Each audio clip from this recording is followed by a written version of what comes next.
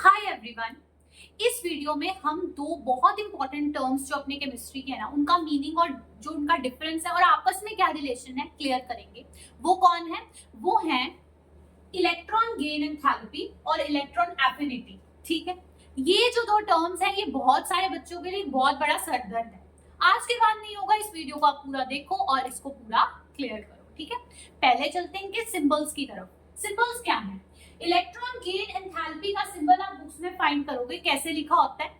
जैसे हम कोई एंथैल्पी चेंज लिखते हैं, डेल्टा एच लिखते हैं, जो डिफरेंट डिफरेंट टाइप्स के मैंने आपको एंथैल्पी चेंजेस डेल्टा एच पढ़ाए थे एक वीडियो में।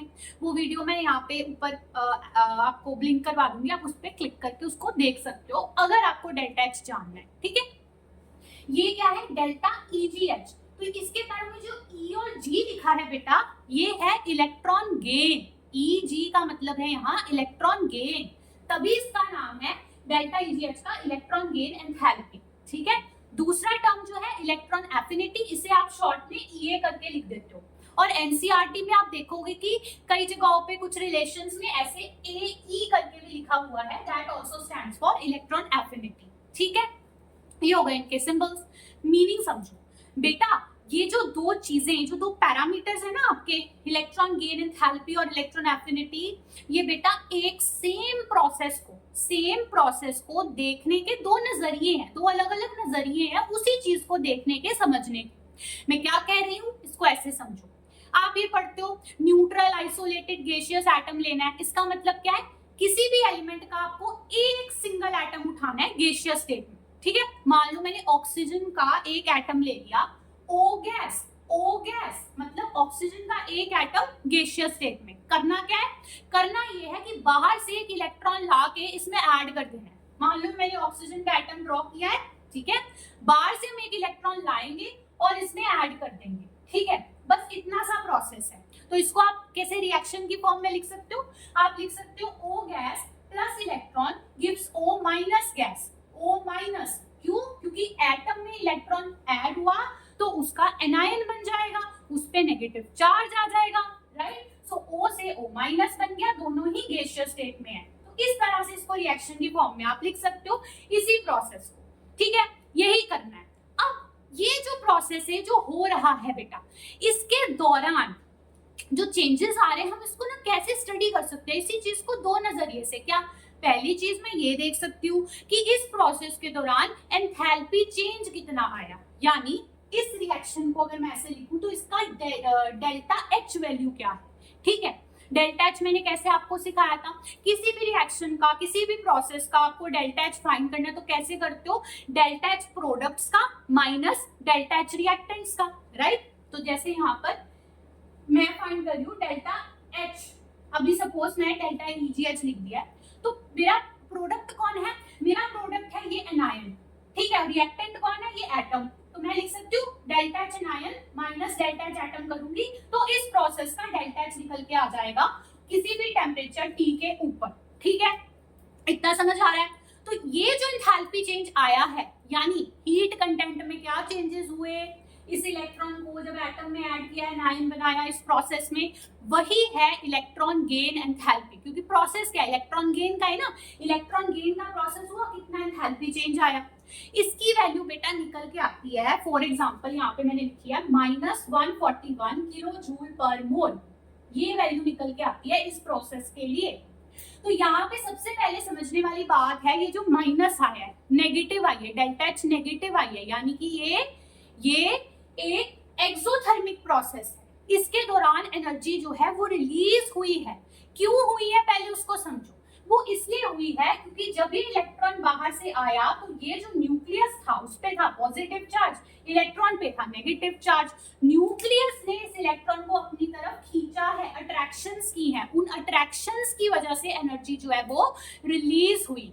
ठीक है, ओके। और ये वैल्यू आई है -141 किलो जूल पर मोल।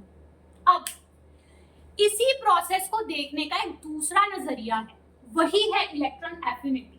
इसके लिए मैं जहां इलेक्ट्रॉन गेन एंथैल्पी डिफाइन कर सकती हूँ इस तरह, तो मैं इलेक्ट्रॉन एफिनिटी भी डिफाइन कर सकती हूँ। एफिनिटी का मतलब होता है लाइकिंग, किसी चीज को लेके अट्रैक्शन, किसी चीज को लेके चाहत। ठीक है, तो आप ये देखो कि अगर ये प्रोसेस एक्सोथर्मिक है, इसके दौरान एनर्जी रिलीज हुई है, यानी कि ये खुद ब खुद होना चाह रहा है।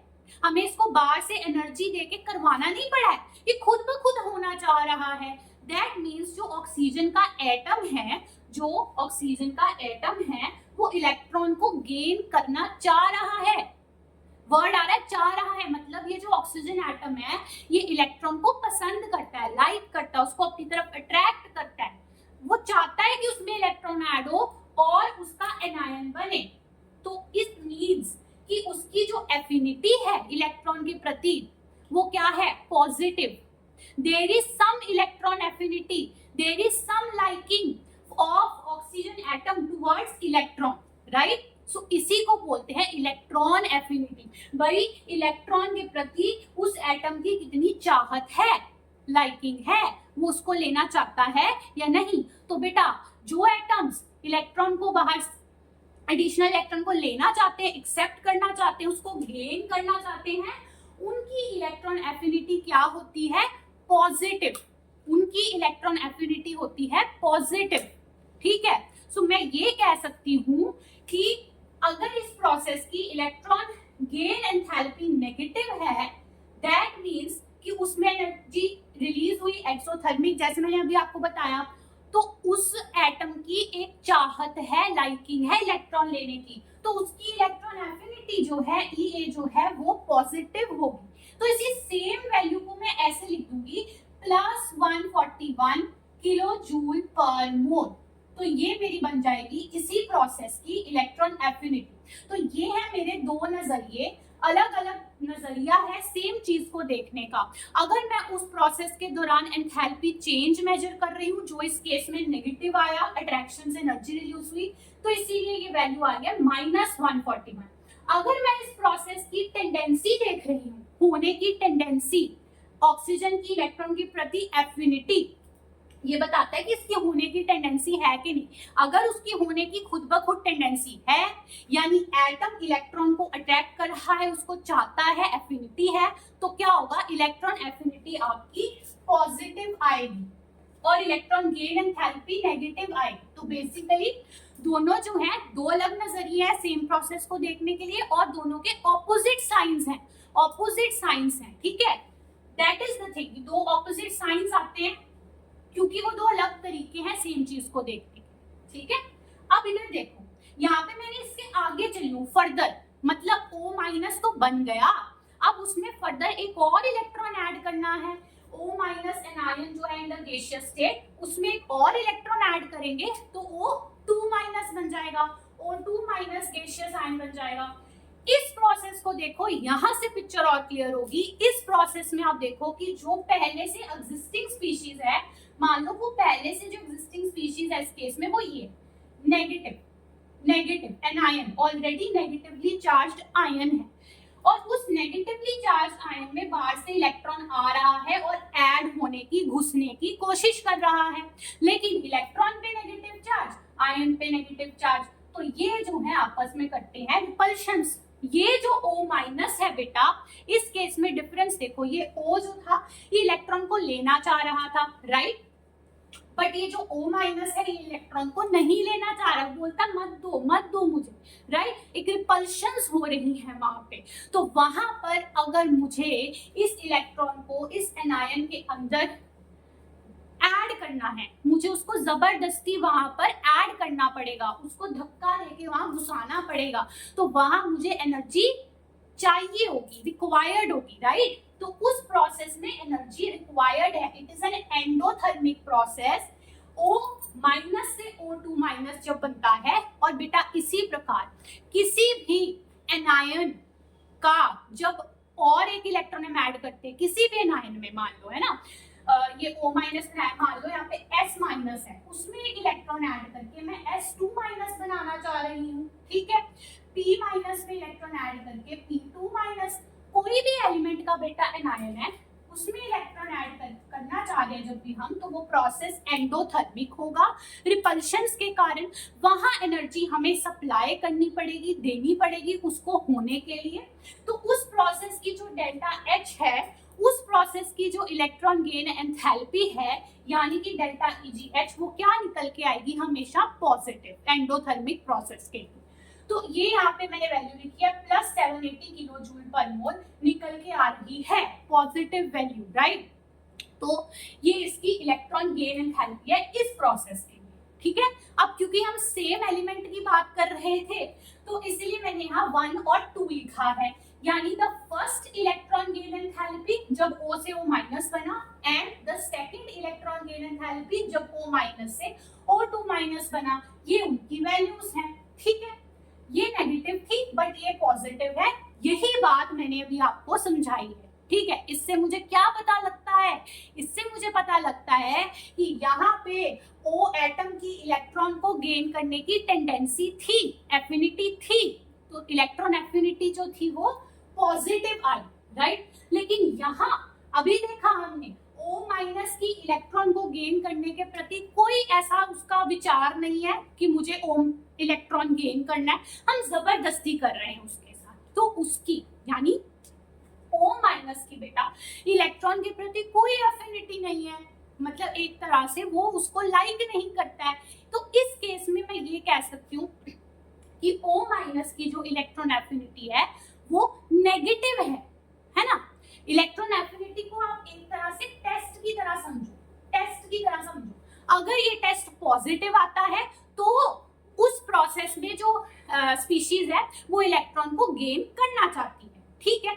अगर ये टेस्ट नेगेटिव आता है तो वो गेन नहीं करना चाहती, यहाँ पे ये गेन नहीं करना चाहती, तो इसका जो इलेक्ट्रॉन एफिनिटी इसीलिए वो नेगेटिव आता है, इसका टेस्ट नेगेटिव आता है, तो इसकी टेंडेंसी नेगेटिव आती है, यहाँ आता है -780 सेम किलो जूल पर मोल, ठीक है। सो है तो बेटा दोनों ही एनर्जी की वैल्यूज है ना, किलो जूल पर मोल के अंदर, किलो जूल पर मोल के अंदर दोनों ही एनर्जी वैल्यूज हैं, लेकिन दो अलग नजरिए से सेम चीज को देखा जा रहा है। इलेक्ट्रॉन गेन एंथैल्पी में देखा जाता है कि प्रोसेस में एंथैल्पी चेंज डेल्टा H निकाला कितनी वैल्यू आई, और इलेक्ट्रॉन एफिनिटी में देखा जाता है कि उसकी टेंडेंसी क्या थी, उसकी अट्रैक्शन या लाइकिंग थी या नहीं। और हम देख रहे हैं value same but sign opposite आ रहा है, अभी तक हमने यही समझा है, राइट। तो इसको मैं अगर ऐसे भी दिखा सकती हूँ, इसे डेफिनेशन की फॉर्म में अगर आप नोट करना चाहो तो आप ऐसे कह सकते हो ना कि एक्चुअली पता है कैसे डिफाइन किया जाता है, जो डेल्टा EGH होती है ना, ये जो एंथैल्पी चेंज होती है एनर्जी टर्म, इसको ऐसे फाइंड करते हैं जैसे हम करते थे प्रोडक्ट माइनस रिएक्टेंट की। तो मैंने लिखा delta H anion minus delta H atom, क्योंकि ये मेरा प्रोडक्ट है, ये मेरा रिएक्टेंट है, तो एनायन में से एटम वाली डेल्टा H माइनस की किसी भी गिवन टेम्परेचर T के ऊपर, तो मेरे पास डेल्टा EGH आ गई, ठीक है। अब यही मैं इससे जस्ट उल्टा कर दूं, रिवर्स कर दूं, ऑपोजिट कर दूं, मतलब रिएक्टेंट में से प्रोडक्ट की डेल्टा H माइनस कर दूं, जैसे यहाँ पे मैंने डेल्टा H एटम में से डेल्टा H एनायन माइनस कर दी, ठीक है। एटम में से एनायन, रिएक्टेंट में से प्रोडक्ट की माइनस की, तो EA आ गई। लेकिन शर्त ये है कि जो EA होती है ना, ये मैं आपको डिटेल में बता दूं कि प्रिसाइसली डिफरेंस क्या होता है, ठीक है। EA जो होती है ये है मेरी 0 केल्विन, EA जो होती है वो इलेक्ट्रॉन एफिनिटी हमेशा 0 केल्विन यानी कि एब्सोल्यूट 0 पे डिफाइन की जाती है, ठीक है। तो अगर मैं किसी भी एलिमेंट की एटम की टेंडेंसी देखना चाहती हूँ ना, कितनी है एफिनिटी, लाइकिंग कितनी है इलेक्ट्रॉन की तरफ, तो मैं उसको एब्सोल्यूट 0 केल्विन के ऊपर डिफाइन किया जाता है, उस पे मेजर किया जाता है, ऐसे सोचा जाता है कि उस टेम्परेचर पर कितनी जो थी एंथैल्पी चेंज थी, सो दैट बाकी कोई भी एनर्जी कंट्रीब्यूशन वहां पे हमारे लिए मायने ना रखे 0 केल्विन पे। हम सिर्फ यही स्टडी करना चाह रहे हैं कि वो एटम या वो स्पीशीज इलेक्ट्रॉन को लेके कितनी एफिनिटी शो करता है, कितनी लाइकिंग शो करता है, ठीक है। तो इसको 0 केल्विन पे भी डिफाइन किया जाता है। जबकि जो इलेक्ट्रॉन गेन एंथैल्पी है ये तो आप मेजर करते हैं किसी भी गिवन टेम्परेचर पे, मान लो आप 25 डिग्री सेल्सियस पे कर रहे हो, यानी कि आप 298 केल्विन पे कर रहे हो, तो वहां पे आप ये चीज फाइंड कर सकते हो, राइट, कि एनायन में से एटम की डेल्टा H माइनस की, तो ये आप delta EGH of that process. Okay, so precisely definition में ये फर्क है। और क्या कि इस केस में हम प्रोडक्ट में से रिएक्टेंट की माइनस करें डेल्टा H जैसे नॉर्मली करते हैं, और इस केस में हम रिएक्टेंट में से प्रोडक्ट की एटम में से एनायन की माइनस करते हैं। दूसरा फर्क क्या है, टेम्परेचर का। इसे आप किसी भी टेम्परेचर पे डिफाइन कर सकते हो, इसको आप हमेशा सिर्फ 0 केल्विन पे ही डिफाइन करते हो। ओके, तो इस वजह से इनका ना एक रिलेशन बन के आता है। मतलब देखो, मैंने यहाँ पर बेटा जब वैल्यूज लिखी मैंने बिल्कुल सेम लिखी, 141 और 141, 780 और 780, लेकिन एक्चुअल में वैल्यूज में थोड़ा फर्क होता है, बहुत ज्यादा नहीं पर थोड़ा फर्क होता है। और वो जो रिलेशन होता है ना, बट यूजुअली आप ऐसा इक्वल लेके कर लेते हो। मैं अब आपको प्रिसाइसली बताती हूँ वो जो डिफरेंस होता है एग्जैक्टली वो कहाँ से आता है, वो इस रिलेशन से आता है। और ये आपके एनसीईआरटी में भी दिया हुआ है रिलेशन आपको कैसे दिया है एनसीईआरटी में, E जो है इलेक्ट्रॉन एफिनिटी, उसकी जगह पे E की जगह सिंबल आपका वहां पे AE यूज किया गया है। ठीक है, तो वहां आपको कैसे दिया हुआ है, delta EGH is equal to AE minus AE minus 5/2 RT। ठीक है, इस तरह आप रिलेशन फाइंड करोगे। तो ये क्या है बेसिकली, ये रिलेशन है कि जो आपकी इलेक्ट्रॉन गेन एंथैल्पी होती है और जो आपकी इलेक्ट्रॉन एफिनिटी होती है वो एग्जैक्टली रिलेटेड कैसे हैं, they are related through this term 5/2 RT। Relation क्या है, delta EGH is equal to minus EA minus 5/2 RT। ठीक है, जैसे इस ऑक्सीजन के लिए आप देखो, इस केस में आपकी जो इलेक्ट्रॉन एफिनिटी है वो प्लस 141 किलो जूल पर मोल। ठीक है, तो यहाँ पे अगर मैं 141 लगा दूं, ठीक है, और ये माइनस का साइन एज इट इज, और यहाँ पे माइनस 5/2 R की वैल्यू लगा देंगे 8.314, और यहाँ पे मैं लगा दूंगी, क्या लगा दूंगी, यहाँ पे टेम्परेचर की वैल्यू लगा दूंगी।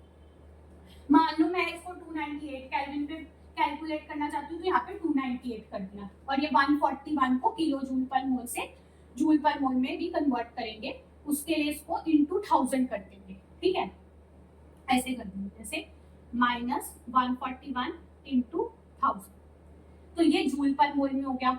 और ये आगे मैंने इस टेम्परेचर के लिए वैल्यू लगा दी, तो यहां से एक वैल्यू निकल कर आएगी जो कि इलेक्ट्रॉन गेन एंथैल्पी की होगी। सो ऑब्वियसली वो इलेक्ट्रॉन एफिनिटी के बराबर नहीं होगी, ठीक है, उनमें डिफरेंस होगा। और यहाँ ना अप्रोक्सीमेटली 6 किलो जूल पर मोल का डिफरेंस आता है ड्यू टू दिस फैक्टर।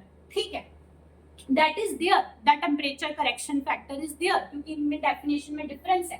पर यूजुअली हम क्या करते हैं, हम इस वाले टर्म को जो टेम्परेचर करेक्शन फैक्टर है ना, इसको इग्नोर कर देते हैं, तो अगर आप इसको इग्नोर कर दोगे तो केवल जो रिलेशन बचेगा वो ये बचेगा कि इलेक्ट्रॉन गेन एंथैल्पी और इलेक्ट्रॉन एफिनिटी बेटा वैल्यूज में बराबर हैं, लेकिन साइंस में ऑपोजिट है। जो डेल्टा EGH है वो माइनस ऑफ EA है, तो वही हमने देखा, वैल्यूज में बराबर पर साइंस में ऑपोजिट। यूजुअली हम सिंप्लीफिकेशन के लिए इतना ही लेके चलते हैं, बट आपको समझना जो था वो ये था ना कि क्या मतलब क्यों इनकी ऐसे है, क्यों साइंस ऑपोजिट है, तो वो आप समझे क्योंकि ये सेम प्रोसेस को देखने के दो अलग नजरिए हैं। एक केस में हम एंथैल्पी चेंज फाइंड कर रहे हैं और क्योंकि वो एक्सोथर्मिक था तो वो नेगेटिव आया।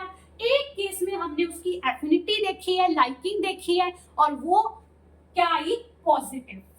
That's why this is there. Okay, अब यहीं पर अगर मैं आपको क्लियर करूं तो बेटा जैसे हमने ऑक्सीजन के एग्जांपल में देखा, first electron gain enthalpy negative थी, सेकंड वाली पॉजिटिव आई। रीजन पढ़ा हमने, क्योंकि एनायंस बन जाते हैं, एनायन बन गया तो रिपल्शन होने की वजह से वहां पॉजिटिव एंडोथर्मिक प्रोसेस है। तो ऐसा हर एलिमेंट के साथ है, किसी भी एलिमेंट की जो फर्स्ट इलेक्ट्रॉन गेन एंथैल्पी होती है, यानी जो डेल्टा EGH1 होती है, वो नेगेटिव होती है, और उसके बाद सक्सेसिव जितनी है second, third, fourth electron gain enthalpies वो आपकी पॉजिटिव होती हैं। यानी जो पहला इलेक्ट्रॉन गेन हुआ न्यूट्रल आइसोलेटेड गैसियस एटम के अंदर, तब एनर्जी रिलीज हुई, वो एक्सोथर्मिक है। उसके बाद वाले सारे जो होंगे वो एंडोथर्मिक ही होंगे। अब O2 माइनस में मान लो एक और इलेक्ट्रॉन ऐड करके O3 माइनस बनाने की कोशिश कर रहा है कोई, तो भी वो एंडोथर्मिक होगा। ठीक है, तो भी डेल्टा EGH पॉजिटिव आएगी, डेल्टा EGH3। ठीक है, समझे बात को।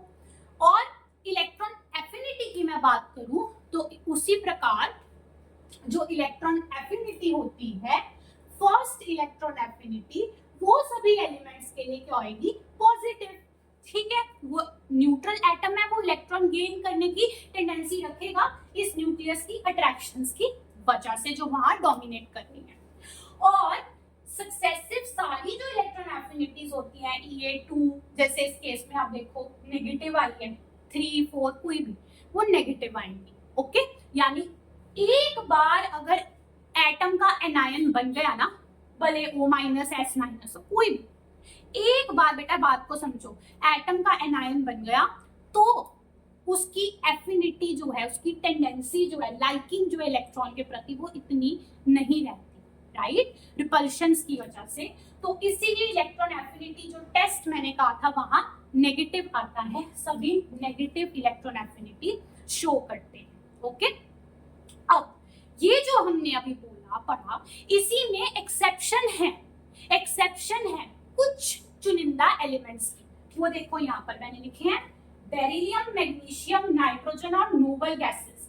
कितनी होती है, 7 होती है। तो 7 आपकी नोबल गैसेस और बेरिलियम, मैग्नीशियम, नाइट्रोजन, ये जो आपके एलिमेंट्स यानी कि नोबल गैसेस 7, हीलियम, नियन, आर्गन, क्रिप्टन, जीनॉन और फिर उन्होंने ऑक्टेन, बेरिलियम, मैग्नीशियम, नाइट्रोजन, इतने ही एलिमेंट्स हैं जहां एक्सेप्शन है।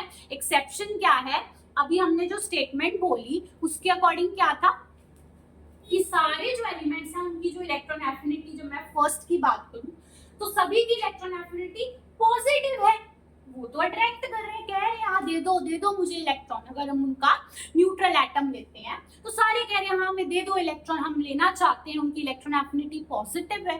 लेकिन इन एलिमेंट्स के साथ क्या है, उल्टा है, इनकी इलेक्ट्रॉन एफिनिटी जो है पॉजिटिव नहीं है, नेगेटिव है या जीरो है। जीरो और नेगेटिव EA वैल्यूज होती हैं इन एलिमेंट्स की। क्यों होती है उसे हम एक अलग कभी किसी वीडियो या शॉर्ट्स में कवर करेंगे, लेकिन यहाँ पर आप ये समझो, जैसे बेरिलियम, मैग्नीशियम के लिए मैंने लिखा है लेस देन और equal to zero, less than और इक्वल टू जीरो, मतलब आइदर ये जीरो होती है या जीरो से कम, मतलब नेगेटिव होती है। नाइट्रोजन के लिए ये वैल्यू देखो -7 किलो जूल पर मोल होती है। नोबल गैसेस के लिए भी नेगेटिव होती है, जैसे नियॉन की मैंने लिखी एग्जांपल के लिए -116 किलो जूल पर मोल। So that is the thing, zero या नेगेटिव EA वैल्यूज। और मैंने अभी आपको क्या सिखाया था, इसको EA को ना आप एक टेस्ट की तरह लेके चलो। अगर ये टेस्ट पॉजिटिव आया तो एलिमेंट इलेक्ट्रॉन गेन करना चाहता है, उसके प्रति लाइकिंग है, चाहत है। अगर ये टेस्ट नेगेटिव आया तो वो नहीं गेन करना चाहता, साफ मतलब है इस बात का। ठीक है, तो इन सब की जीरो या नेगेटिव, मतलब ये टेस्ट इनके लिए जीरो या नेगेटिव आ रहा है, मतलब उसकी बिल्कुल भी लाइकिंग नहीं, इन एलिमेंट्स की बिल्कुल भी लाइकिंग नहीं है। वो नहीं चाहते हैं कि उनमें बाहर से कोई इलेक्ट्रॉन अंदर ऐड किया जाए। ठीक है, इसका रीजन है, I will explain that very nicely, but अभी आप समझो इनकी बिल्कुल भी एफिनिटी मतलब लाइकिंग नहीं है इलेक्ट्रॉन के लिए, तो एफिनिटी क्या होगी, जीरो या नेगेटिव।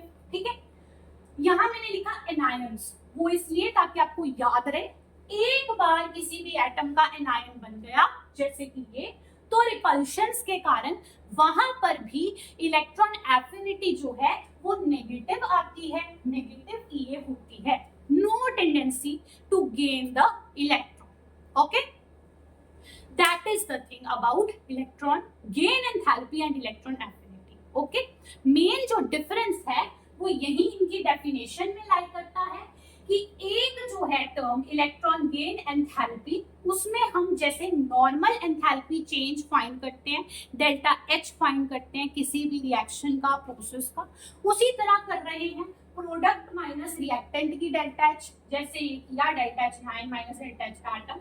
ठीक है, और दूसरे केस में जो इलेक्ट्रॉन एफिनिटी है हम इससे जस्ट उल्टा कर रहे हैं, रिएक्टेंट की डेल्टा H में से प्रोडक्ट की माइनस करते हैं, जैसे एटम में से 9 की माइनस की। तो इस वजह से इनकी वैल्यूज जो हैं वो सेम बट ऑपोजिट साइन से आती हैं। अगर हम सिंप्लीफाई करें। एग्जैक्ट रिलेशन देखें तो इनमें डेफिनेशन में टेम्परेचर का फर्क है बेटा।